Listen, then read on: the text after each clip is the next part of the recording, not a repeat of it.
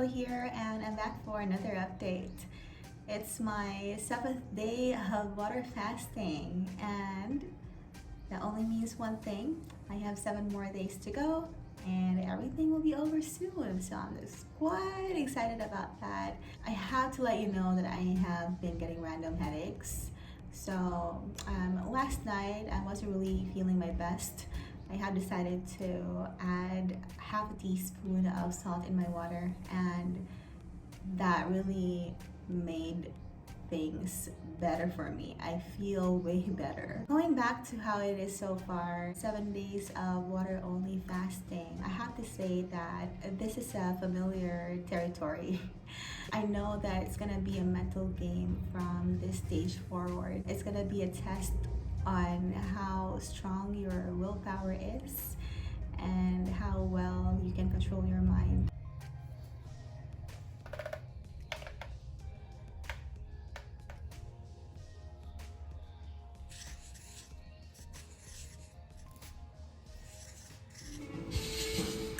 So just a quick update. This is how I torture myself. My mom is eating beside me.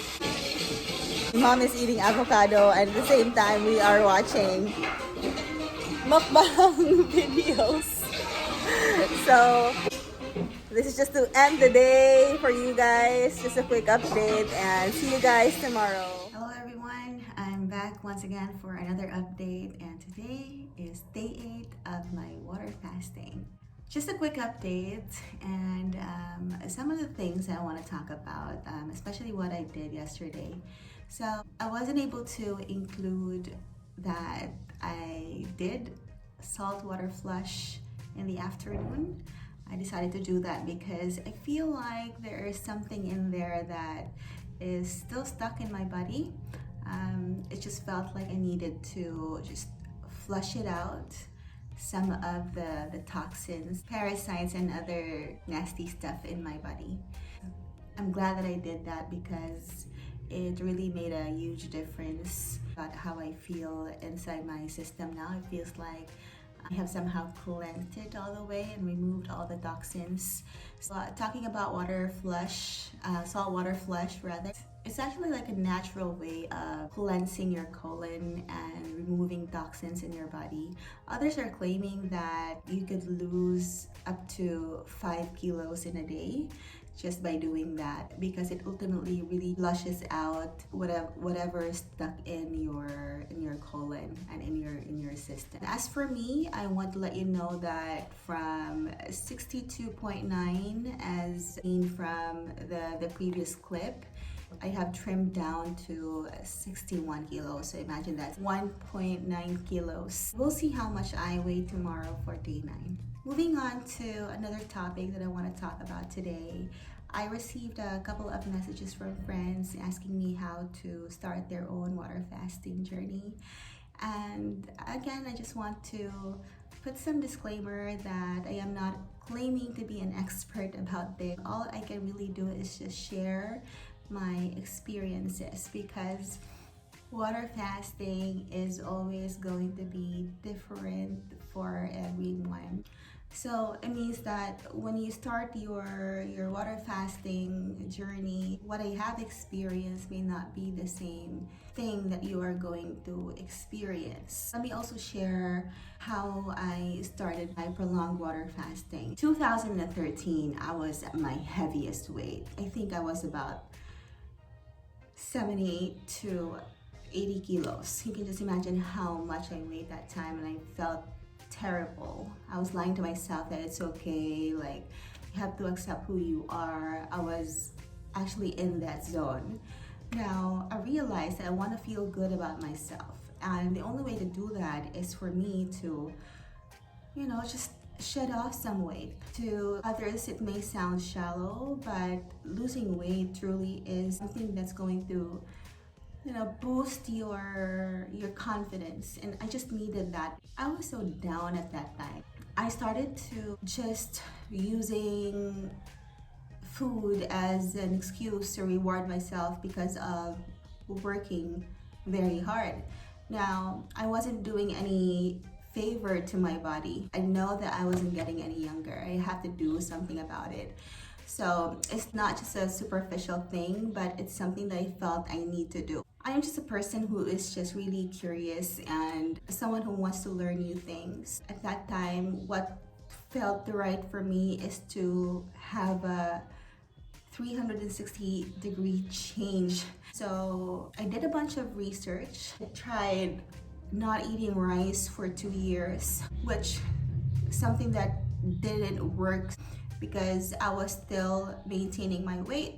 And then I realized that it's all about calories. So whether it's good or bad calories, if you're eating a lot of calories, you are still going to pile on weight. And if you're eating the same amount of calories per day, whether it's good or bad, you are going to maintain your weight. And that's the reason why I did not lose weight, even if I wasn't eating rice anymore. I was still making some poor decisions about my diet, and I was totally clueless about it. I'm still eating noodles, pastas, breads, right? And all sorts of stuff. I did more research because I'm not trimming down weight, right? Somebody from our office offered me to purchase this coffee. I'm actually talking about the Valentis coffee. There are a lot of claims that people lose weight because of that coffee. So it suppresses the hunger. I purchased the coffee and find it to be effective. And on my, I think I still have 3 sticks left. I wasn't feeling that effect anymore, right? The suppression of hunger is not there anymore. Although that was my stepping stone when I started losing weight. So I have to do something else, and I did more research about how to truly lose weight. So I discovered veganism. When I learned about veganism, I was more concerned about my diet. So I did that for 2 months. And then I fell off the wagon. I think after 6 months, yeah, no. Well, anyway, after that, I watched a lot of documentary films. I really love watching documentary films. So I watched Cowspiracy, Force Over Knives, Dominions, and all those documentary films that vegans have created. And the next time I tried being vegan was for 4 months. It was not about diet anymore. It was more about my sympathy for animals. But later on, it's actually affecting my social life. Like if I go to restaurants, I feel like I have to really probe and ask the crew about what ingredients they have included in the food that I'm ordering. If there's an egg in there, if there's something meat in there. Why am I thinking that way? I'm a type of person who really just jumps into what I think is right at that moment, and I don't care about the risk. Anyway, after that, I fell off the wagon again, and I did some more research, right? I was already slowly losing weight, but it wasn't still the kind of result that I was expecting. So I discovered intermittent fasting. I did that for a long time, and then also discovered OMAD, which is 1 meal a day. I have to select a specific time of the day every single day before I could eat. The following day, it goes on and on, I guess for a couple of months. And then I discovered water fasting. First time I did my water fasting was for 2 days. It was successful. I tried 7 days. It was longer this time. And then I tried 14 days. And then I tried 15 days. And then I just really want to break my own record. That's me. And I've seen just really amazing results from people doing that. I remember the very first 14 days of water fasting that I did.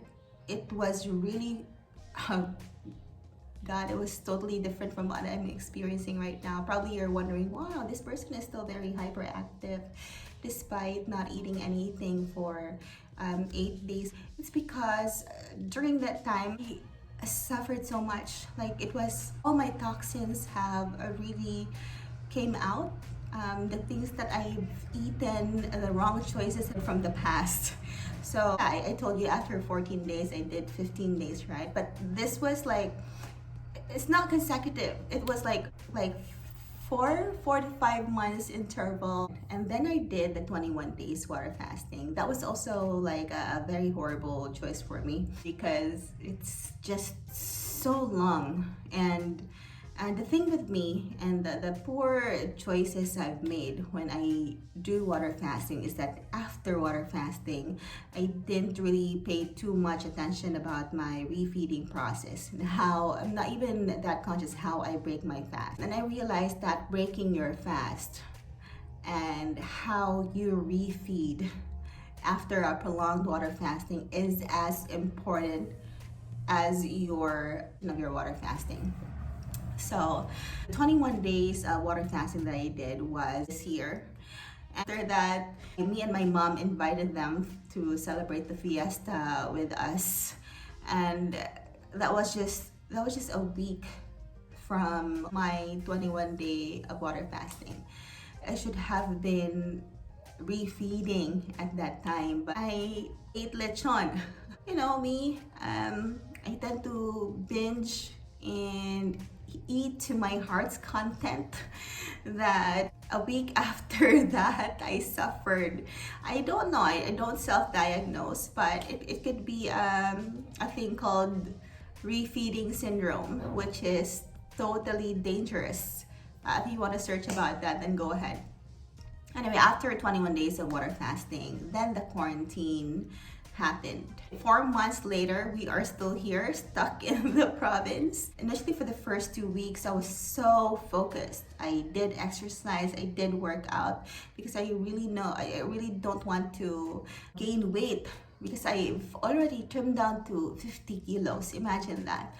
And now, what happened? So I just don't want to really beat myself up because each one of us have our own coping mechanism. It's not about failure, it's about trying and trying again. Before I did this 14-day water fasting and before I decided to post this on social media, I have tried not just 5 times, more than that, and I failed. The longest I've had was just for 3 days, and that was it. I go back to eating again.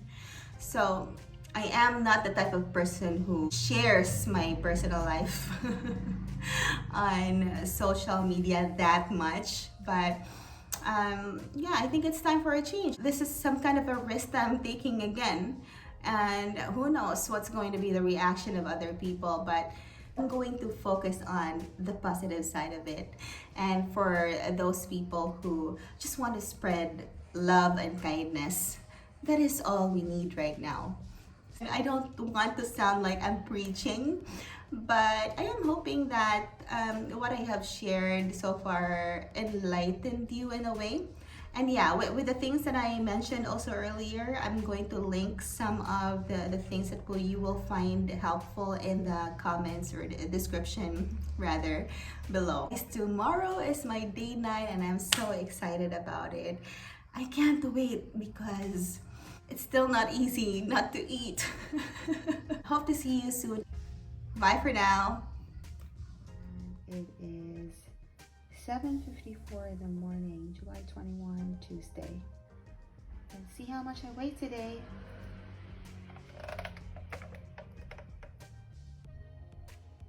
Okay, there's nothing wrong with my weighing scale. Obviously, I did a water flush yesterday, as you may already know from the previous explanation. So I will write it down. That is it.